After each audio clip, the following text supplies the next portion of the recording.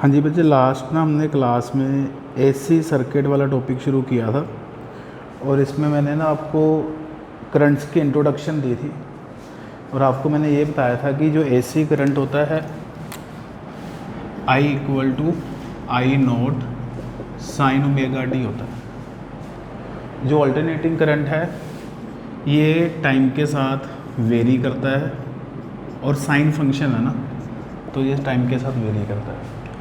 फिर अगर हम किसी सर्किट के साथ किसी रजिस्टर के साथ एसी करंट अब सप्लाई दे देते हैं, अब बात आती है कि हमने करंट दिया कितना है। तो ये तो करंट लगातार टाइम के साथ क्या कर रहा है, वेरी कर रहा है, इसके तो कोई फिक्स वैल्यू नहीं है। फिर हमने क्या किया था, हमने इस सर्किट के इक्विवेलेंट एक फिक्टिशियस सर्किट सपोज किया था, उसमें जो ये करंट होता है ये करंट था स्टेडी करंट। फिर आपको मैंने बताया था कि जो इफ़ेक्ट एसी प्रोड्यूस करता है इस रजिस्टर पे, वही इफ़ेक्ट उतने ही टाइम में अगर स्टेडी करंट प्रोड्यूस करे उसी रजिस्टर में, तो उस स्टेडी करंट का जो नाम था वो था अपने पास आरएमएस करंट। तो हम एसी करंट को मेजर नहीं करते, ये करंट मेजर हो ही नहीं सकता, तो हम आरएमएस करंट मेजर करते हैं। फिर हमने एक्सप्रेशंस किया था और एसी करंट की जो इफ़ेक्टिव वैल्यू है ना वो आई नोट बाय रूट 2 थी। ये एसी करंट की इफ़ेक्टिव वैल्यू थी और इस इफ़ेक्टिव वैल्यू को हमने बच्चे आरएमएस नाम दे दिया था। फॉर एग्ज़ाम्पल अगर जो करंट है अपने पास सपोज कर लो रूट 2 साइन ओमेगा टी आ रहा है, एसी करंट आ रहा है रूट 2 साइन ओमेगा टी, इसमें आई नोट की वैल्यू कितनी है, रूट 2 है। तो इस करंट की इफेक्टिव वैल्यू किसके बराबर है, आई नोट की value root 2 by root 2 that is 1 ampere. इसका मतलब ये है कि ये जो एसी करंट हमने सर्किट को दिया है, अगर हम एमीटर साथ में लगाएंगे तो वो एमीटर एसी एमीटर कितनी रीडिंग शो करेगा, 1 एम्पेयर। तो ये वाला जो करंट है इसका इफेक्ट 1 एम्पेयर के इक्वल है। ठीक है, ये हमने पढ़ा था। फिर आपको मैंने बच्चे बताया था कि एसी करंट का फर्स्ट हाफ प्लस है, सेकेंड हाफ माइनस है। तो कंप्लीट साइकिल का मतलब है 0 से लेकर t तक। कंप्लीट साइकिल में is average value AC current की होती है 0। अगर हम एसी करंट की एवरेज वैल्यू फाइंड करते हैं 0 से लेकर t/2 के इंटरवल में, तो ये डेरिवेशन अब नहीं है, फॉर्मूला आप याद कर सकते हो 2I0/π। अगर हम एवरेज वैल्यू करंट की मेजर करते हैं t/2 से t के इंटरवल में, तो वो नेगेटिव हाफ आ गया, तो ये वैल्यू आ जाती है। ठीक है, उसके बाद आपने ये याद रखना है, जैसे मैंने ये लिखा है 10 एम्पेयर 50 हर्ट्ज़ एसी, ये लिखा है। तो मैंने सामने जो बोर्ड पे 10 एम्पेयर लिखा हुआ है 50 हर्ट्ज़ एसी, मतलब ये एसी करंट के बारे में बात कर रहा है। इसमें 10 एम्पेयर कौन सा करंट है, कुछ मेंशन नहीं किया हुआ, आई करंट है, आई नोट है, क्या है 10 एम्पेयर, कुछ मेंशन अगर ना किया हो एसी करंट के साथ, तो बाय डिफ़ॉल्ट बाय इफ़ेक्टिव हम उस करंट को आरएमएस करंट मानते हैं। तो जो 10 एम्पेयर आपके साथ कुछ भी नहीं लिखा है यहाँ पे, तो ये आरएमएस करंट है 10 एम्पेयर। आरएमएस करंट की वैल्यू होती है आई नोट बाय रूट 2, ये 10 एम्पेयर है। इसे आई नोट की वैल्यू ना 10√2 एम्पेयर आ जाती है। हमने पीक करंट भी निकाल लिया, आरएमएस भी पता है। अगर आपने करंट की इक्वेशन लिखनी है तो आई नोट साइन ओमेगा टी लगा के, आई नोट है 10√2 साइन ऑफ ओमेगा का फॉर्मूला होता है 2π इंटू फ्रिक्वेंसी कितनी है 50। तो इससे आपके पास करंट की वैल्यू आ जाती है 10√2 साइन ऑफ 100πt एम्पेयर। तो ये दिस इज़ द इक्वेशन वाला current, instantaneous current, this is the peak current I note, this is the RMS current. तो ऐसे आपको इक्वेशन बनानी आनी चाहिए। चलिए, ये आपको मैंने अल्टरनेटिंग करंट के बारे में बताया, एसी करंट के बारे में बताया। अब हम नेक्स्ट चलते हैं। मैंने अभी तक रिव्यू किया है, जो आपने फर्स्ट 2 लेक्चर में अटेंड किया वो मैंने रिव्यू किया बस अभी एसी सर्किट में। नेक्स्ट हम बच्चे चल रहे हैं सर्किट एलिमेंट्स, जो मेन चैप्टर अपना अब स्टार्ट हो रहा है, सर्किट एलिमेंट्स।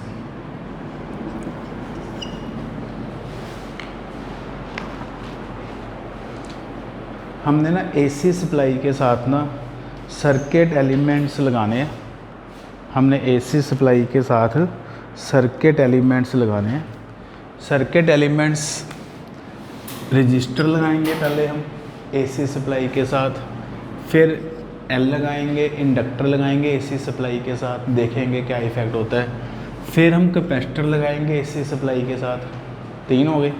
फिर हम तीनों को इकट्ठे लगाएंगे सीरीज़ में एसी सप्लाई के साथ, तो वो आपके पास बनेगा LCR बन जाएगा, हम जब तीनों इकट्ठे लगाएंगे। फिर हम LR लगाएंगे, एल और इंडक्टर और रजिस्टर लगाएंगे एसी सप्लाई के साथ। मतलब परमोटेशन कम्बिनेशन आपने पढ़ा है ना, तो सारी पॉसिबिलिटी जो बनती है वो लगानी है। LR हो गया, फिर हम CR लगाएंगे, इस कैपेसिटर और रजिस्टर लगाएंगे एसी सप्लाई के साथ।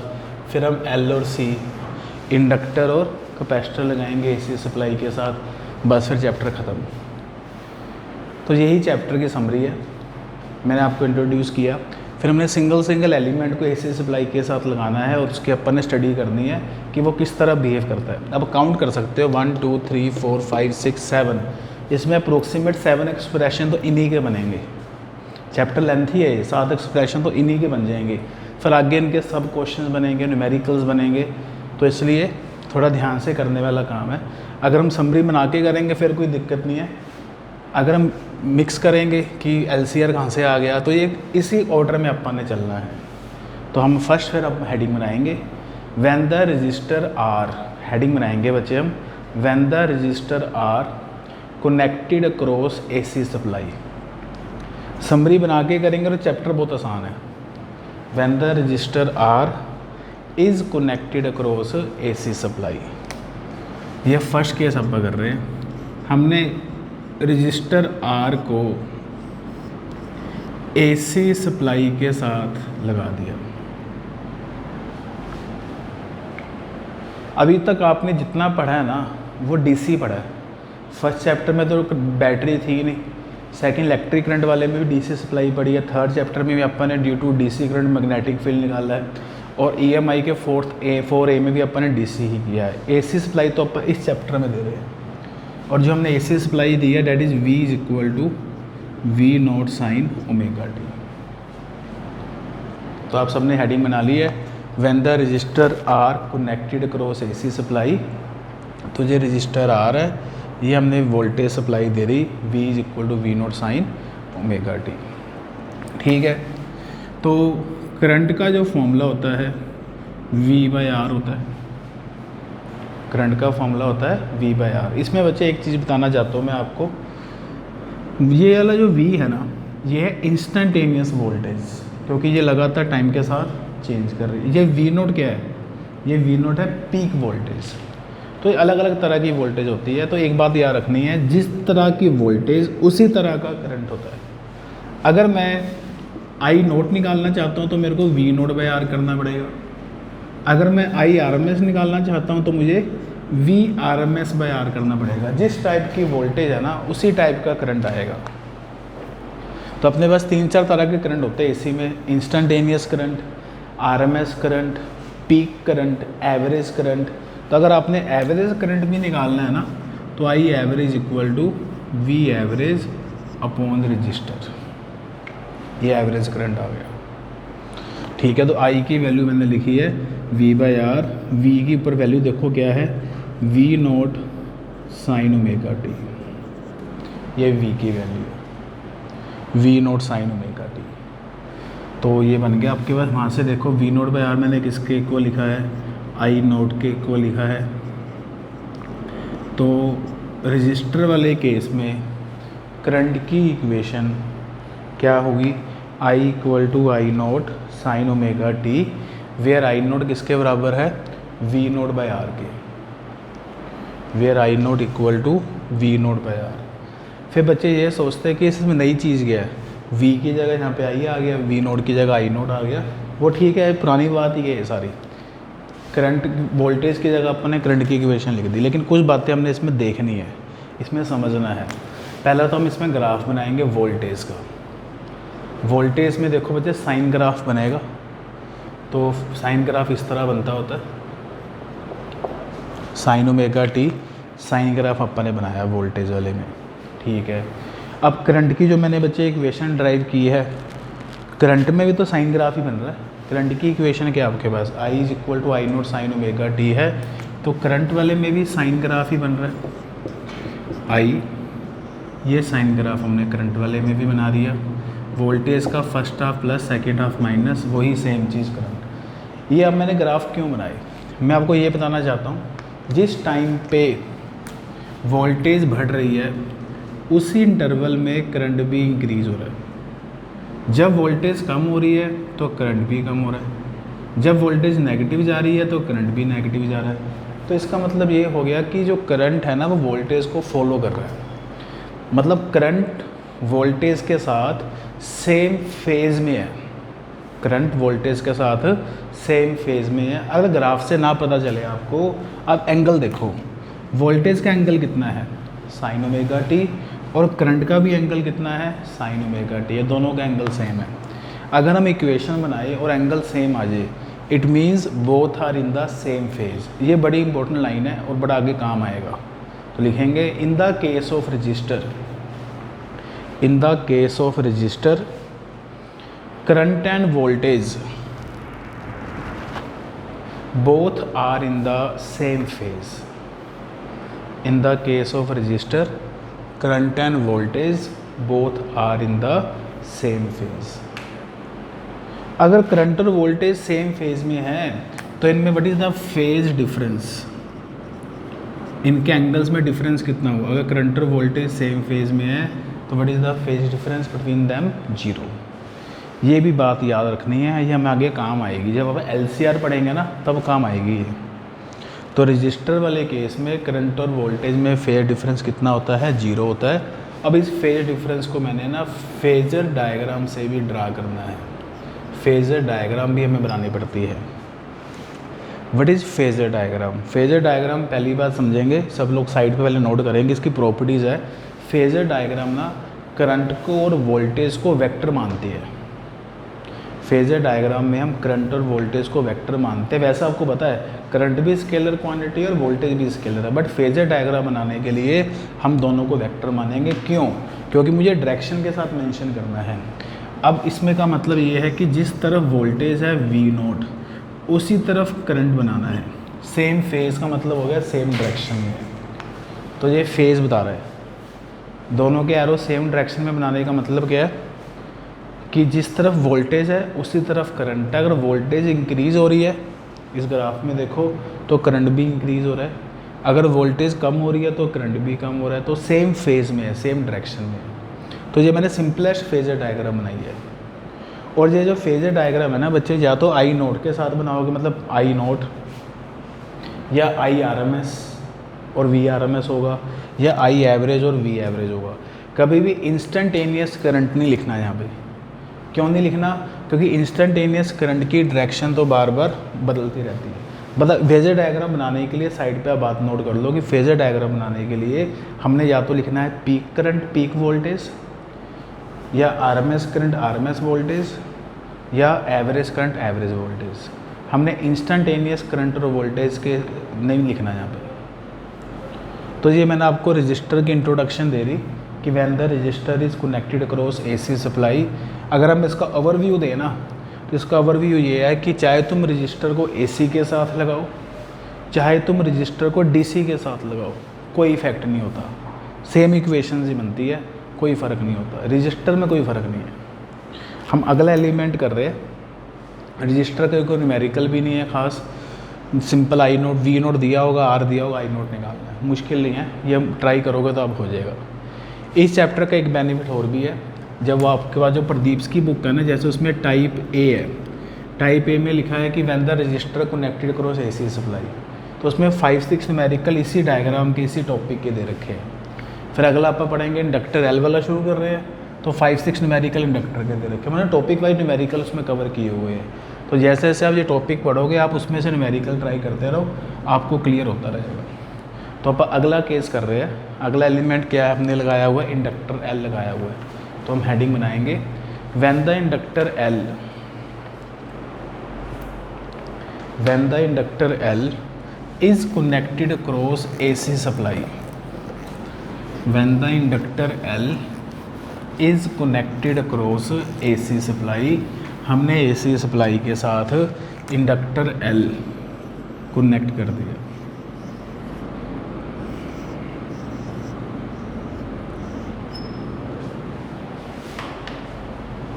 हम ये मान रहे हैं कि ये ना प्योर इंडक्टर है। प्योर इंडक्टर का मतलब होता है कि इस इंडक्टर में रेजिस्टेंस मिक्स नहीं है। प्योर इंडक्टर है, इसमें रेजिस्टेंस नहीं है। वैसे प्रैक्टिकली प्योर इंडक्टर नहीं होता, उसमें रेजिस्टेंस भी होता है, बट हम कैलकुलेशन मान रहे हैं this is a pure inductor. It is given AC supply V equal to V not sine omega t. इसको हमने AC सप्लाई दे दी। अब पता है कि इन सारी डेरिवेशन का मेन मोटिव क्या है कि हमें वोल्टेज की इक्वेशन दे रखी होगी और आपने कैलकुलेशन करके ना करंट की इक्वेशन तैयार करनी है। फिर आप वोल्टेज की इक्वेशन और करंट की इक्वेशन को कंपेयर करेंगे। सब में यही है, वोल्टेज की यही इक्वेशन होगी, करंट की तैयार करनी है, फिर वोल्टेज और करंट की इक्वेशंस को कंपेयर करना है आपस में। चलिए, तो हमने इंडक्टर के साथ क्या दे दी, AC सप्लाई दे दी। हमें सबको पता है AC करंट लगातार टाइम के साथ क्या होता है, चेंज होता है, जिसके कारण इंडक्टर में क्या बनेगा, इंड्यूस्ड EMF लिखेंगे। Since inductor L is connected cross AC supply, inductor L is connected across AC supply, flux changes continuously, flux changes continuously, due to which induced EMF is produced, flux changes continuously due to which induced EMF is produced, and induced EMF हमें पता है, inductor की बात कर रहे हैं आप L की। इंड्यूस्ड EMF के आपको मैंने लास्ट चैप्टर में 6-7 फॉर्मूलेज बताए थे। E is equal to BLV, E is equal to half B omega L square, बड़े फॉर्मूले थे। अब इसमें इंडक्टर L लगा हुआ है, तो हम सोच के देखें तो इंड्यूस्ड EMF का फॉर्मूला इस केस में -L di/dt लगेगा। अब इंड्यूस्ड EMF ने करंट के चेंज को क्या करना है, अपोज करना है, तभी यहाँ पे साइन कौन सा आ गया आपके पास, माइनस का साइन आ गया। फॉर इक्विलिब्रियम, इक्विलिब्रियम के लिए जितनी आपने वोल्टेज अप्लाई की हुई है, वोल्टेज सप्लाई जितनी दी हुई है, it should be equal to magnitude of induced EMF। जितनी हमने वोल्टेज दी हुई है ना, that should be equal to magnitude of induced EMF, कि जितनी हम वोल्टेज दे रहे हैं उतना इंड्यूस्ड EMF बन रहा है। इक्विलिब्रियम सा मेंटेन हो गया। हम वोल्टेज दे रहे हैं पॉजिटिव साइड पे, इंड्यूस्ड EMF बन रहा है नेगेटिव साइड, दोनों बराबर होने चाहिए, तो इक्विलिब्रियम सा मेंटेन हो जाएगा, कोई भी डोमिनेट नहीं करेगा, दोनों बराबर है। तो वोल्टेज अप्लाइड अपने पास है V और इंड्यूस्ड EMF है का मैग्नीट्यूड लेना है, तो इंड्यूस्ड EMF का मैग्नीट्यूड हम एक बार ऐसे लिख देते हैं। मैं इसको एक बार इस तरह लिख देता हूँ, थोड़े कैलकुलेशन थोड़ी क्लियर हो जाएगी आपको। मतलब वही इंड्यूस्ड EMF का मैग्नीट्यूड इक्वल टू V लिख दिया। इंड्यूस्ड EMF का मैग्नीट्यूड में ना माइनस का साइन नहीं लगाते, तो ये L di/dt हो गया, इक्वल टू V की वैल्यू कितनी है, V not sine omega T. इससे आपके पास DI की वैल्यू कितनी आ जाएगी, DI की वैल्यू आ जाएगी तुम्हारे पास V not by L sign omega T dt, ये DI की वैल्यू आ जाएगी। फिर मैंने आपको बताया था कि हर इनमें सारे केसेस में वोल्टेज की इक्वेशन दी है, करंट बनाना है, तो करंट बनाना है तो इंटीग्रेशन करनी पड़ेगी। तो ये हम इंटीग्रेट कर रहे हैं बोथ साइड्स पे। जब आप इंटीग्रेट करेंगे ना, सिर्फ पूरी बुक में, अब चीज़ें याद करने का तरीका है, पूरी बुक में पूरी +2 की डेरिवेशंस के अंदर सिर्फ यही एक ऐसी डेरिवेशन है जिसमें इंटीग्रेशन की लिमिट नहीं लगानी। लिमिट लगाते हैं तो एक्सपेरिमेंटल रिजल्ट्स नहीं आते, इसमें लिमिट नहीं लगानी। तो मैं पूरी बुक में इसलिए बोल रहा हूँ ताकि आपको याद रहे कि एक ही डेरिवेशन ऐसी है कि जिसमें इंटीग्रेशन की लिमिट नहीं लगानी। क्यों नहीं लगानी, क्योंकि इससे एक्सपेरिमेंटल रिजल्ट्स नहीं आते। और जिसमें हम इंटीग्रेशन की लिमिट ना लगाए, हम उसको इनडेफिनेट इंटीग्रेशन कहते हैं मैथमेटिक्स में, तो ये इनडेफिनेट इंटीग्रेशन है। DI की integration I V not by L sign omega t की इंटीग्रेशन होती है minus cos omega T by omega. Sign omega t की इंटीग्रेशन होती है minus cos omega T by omega. और हम सबको पता है इनडेफिनेट इंटीग्रेशन के केस में साथ में हम प्लस कांस्टेंट भी लगाते हैं, प्लस कांस्टेंट भी लगाते हैं।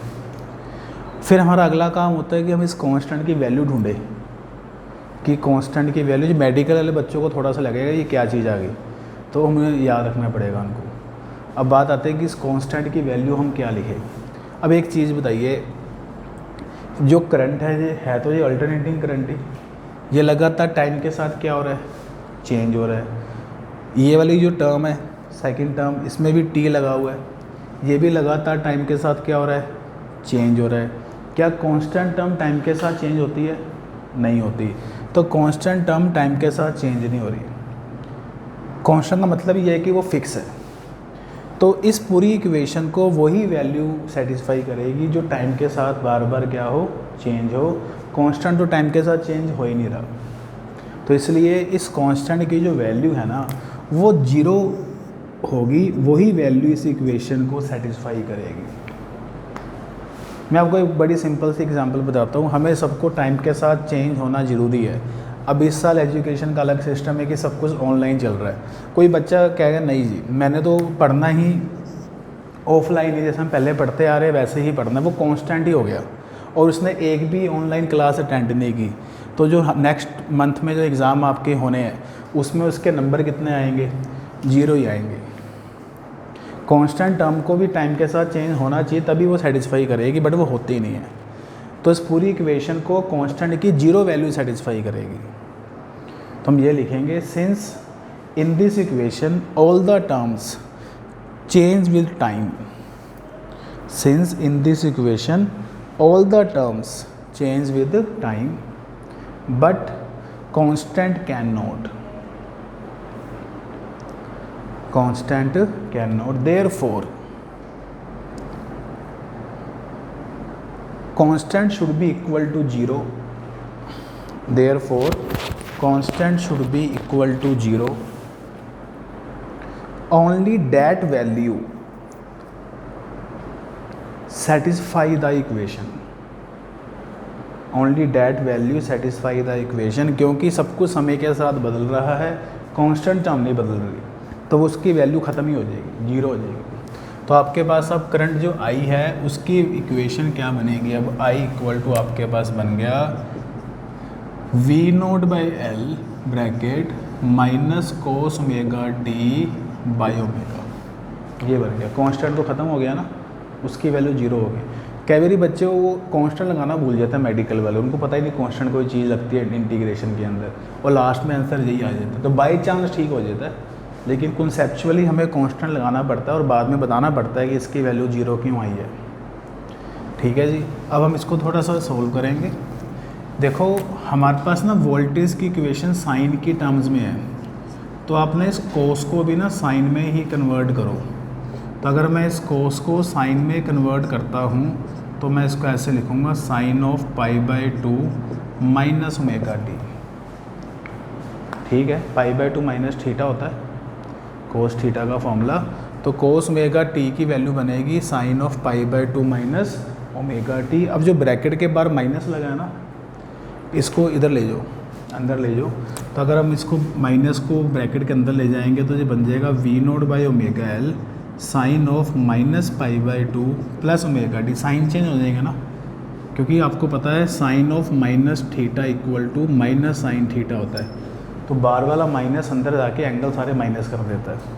इससे मैं ये भी लिख सकता हूँ current I is equal to V0/ωL sine of omega t minus π/2। हाँ जी लिख सकते हैं। जो साइन के साथ जो कोफिशिएंट है ना, आप एक बार इस कोफिशिएंट को I0 लिख दो, हम बाद में बात करेंगे मैंने क्यों लिखा I0। मैंने साइन के साथ जो भी लिखा था ना इसको I0 लिख दिया। तो करंट I की जो वैल्यू बनी वो आपके पास कितनी बनी बच्चे, I0 sine omega t minus π/2 बनी। और हमने जो वोल्टेज सप्लाई दी थी वो वोल्टेज सप्लाई कितनी दी थी हमने, V0 साइन ओमेगा टी दी थी। करंट की ये इक्वेशन बन गई। अब मुझे बताइए करंट का एंगल कम है क्या ज़्यादा है, वोल्टेज के एंगल से करंट का एंगल कम है। कितना एंगल कम है, π/2। तो हम ये कहेंगे कि in the case of inductor current lag by angle π/2। ये लाइन बड़ी इंपॉर्टेंट है। In the case of inductor current lag by angle π/2। Register वाले केस में सेम थे, दोनों का एंगल सेम था, बट इंडक्टर वाले केस में जो एंगल है लैग बाय एंगल π/2, करंट का एंगल π/2 लैग कर रहा है।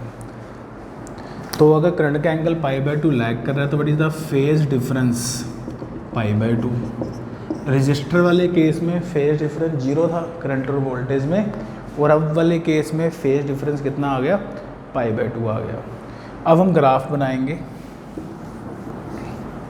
पहले तो हम वोल्टेज का ग्राफ बनाएंगे, इधर हम करंट का ग्राफ बनाएंगे। ग्राफ बनाने ज़रूरी है इक्वेशन के अंदर। वोल्टेज का तो बच्चे साइन ग्राफ ही बनेगा,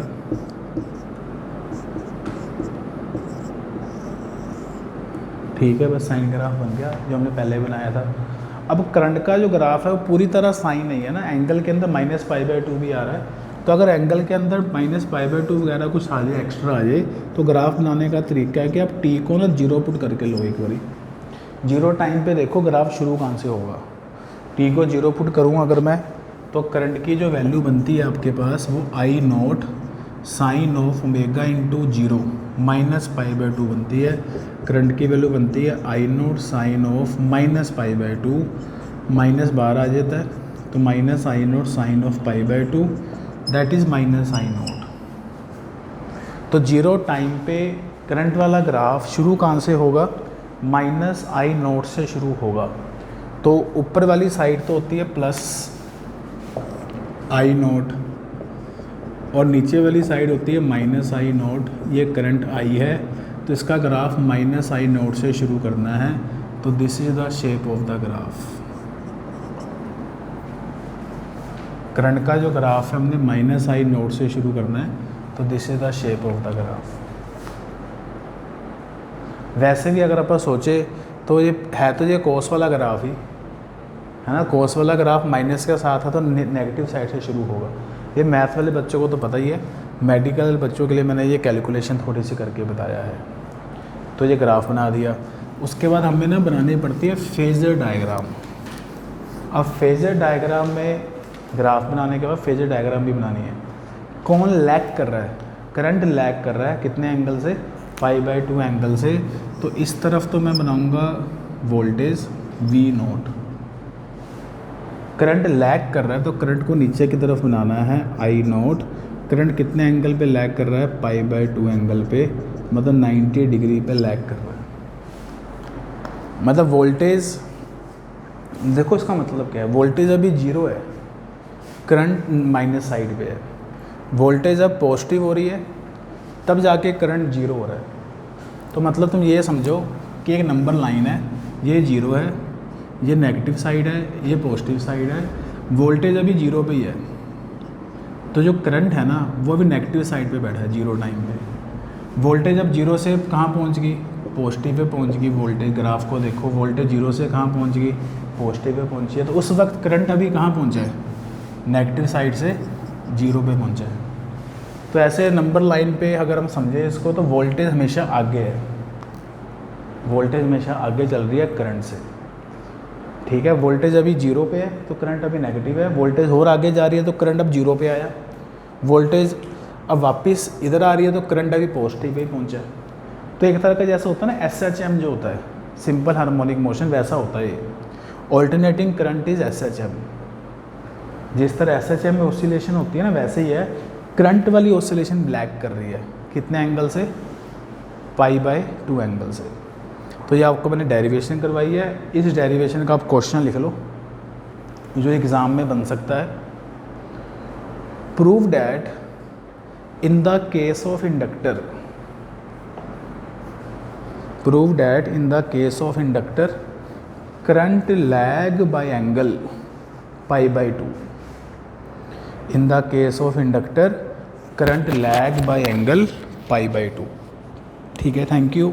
इतना बच्चे आज हम करेंगे, बाकी हम नेक्स्ट क्लास में स्टार्ट करेंगे।